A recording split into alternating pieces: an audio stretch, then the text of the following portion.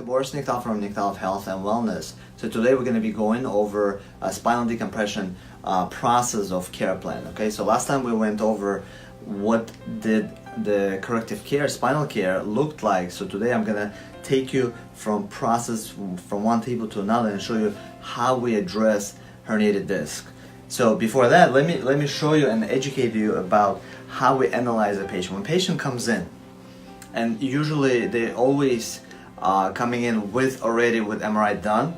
If not, we would, if there's a suspicion after x-rays that there is a herniation, we would always do an MRI. Why? Because on x-rays we cannot see the actual disc or the nerve or what type of pressure, if there's a type of stenosis on the spinal cord. We want to know that through the MRI. That's very detailed. So what we're looking over here, we're going to be going over as an example of the lumbar spine, which is, this is how it looks, right? So our spine from the side should curve. We have just a little bit of anatomy. We have a disc between each joint, and we have a nerve that comes out from both sides. Okay, so the reason why it's important to have a curve is to absorb gravitational pressure throughout our spine. When we lose that curve that looks like this, all the pressure on the last 2-3 discs, the disc cannot handle that pressure. So over time, the herniated disc does not come overnight, right? So it takes time to develop due to your posture, due to improper lifting, bending, or your environment overall. So over time, it starts to pouch out. And let me show you how it looks on actual MRI. So we're looking from the side view of the L4, 5, and S1, okay? So these are your bones. These are your discs.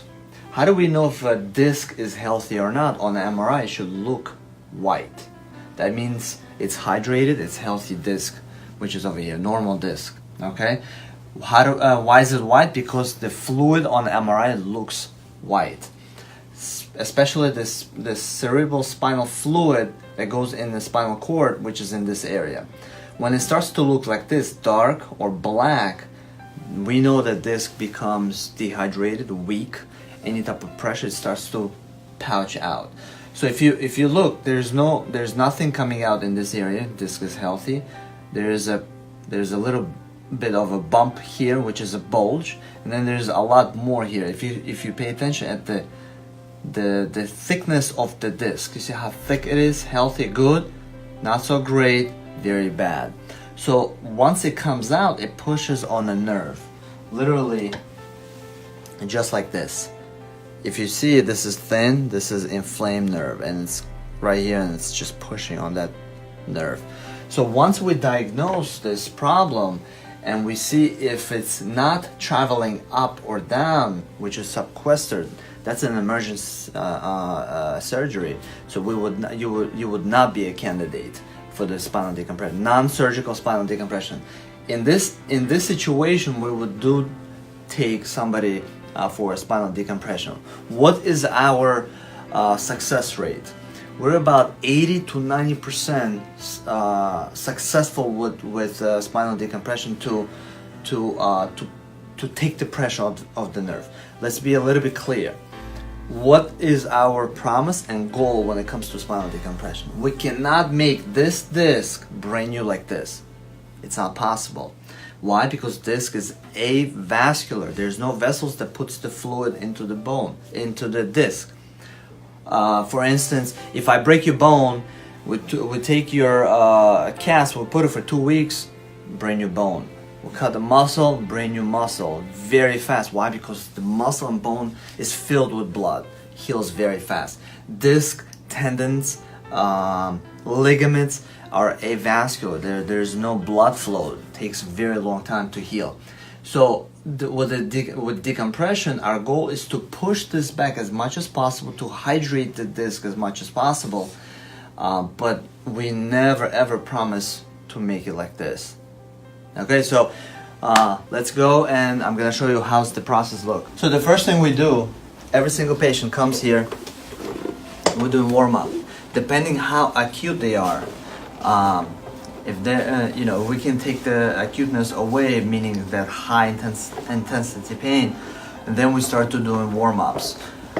This is very good for your discs. That's how we pump the disc, right? The fluid into the disc, side to side and front to back. They will spend about 5 to 10 minutes just on this chair, okay? Our next step, even though your herniation in the lower back, we're gonna be tractioning the whole spine. So this also works for the neck as well. So most people have it either in their lower back or the neck. So what I'm doing here, I'm doing a traction.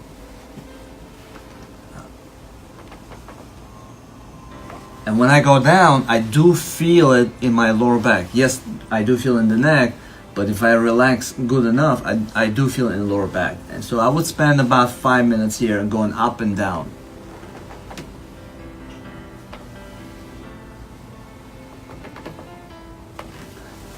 So after we finish here, we go to electrical stimulation with ice. So patients would come here. We use electrical stimulation to loosen up the muscle, to take the tightness away, the pain away with icing. So they will spend here for about 10 minutes. After this, we would come to the a laser that we call high intensity laser. What it's supposed to do is supposed to push the blood into the area so you can heal faster. So if some people feel a little bit of warm sensation, but it's absolutely not painful at all. So this has been extremely promising for us. Without it, we would not have such a great results. After this, we would come here and we would do the spinal adjustment. Very important. If the facet joints are not moving, we cannot decompress. Once we adjust the spine, when we adjust the spine, it's not just where the pain is, but the whole spine, everything's connected. And this is where the magic happens, which is our spinal decompression. We call it KDT. Patient would normally lie down on the face down.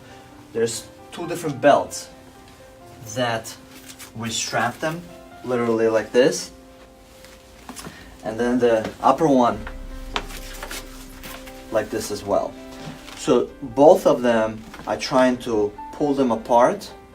And there's a difference between traction and decompression. What's the difference? Traction, you pull and it holds.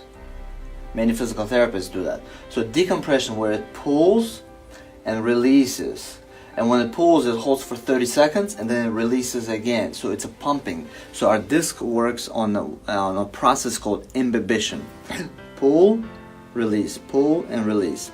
So on the decompression, we spend about 10 to 15 minutes.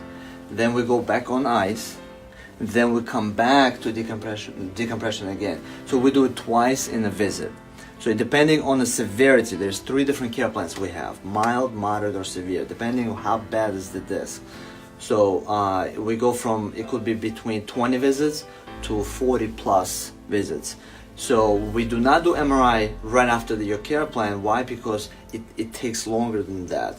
We usually do an MRI after a year. So for more information, please visit our website where people get healthy and stay healthy. So click here to watch more of these videos, click here to subscribe, and click here to ding the bell.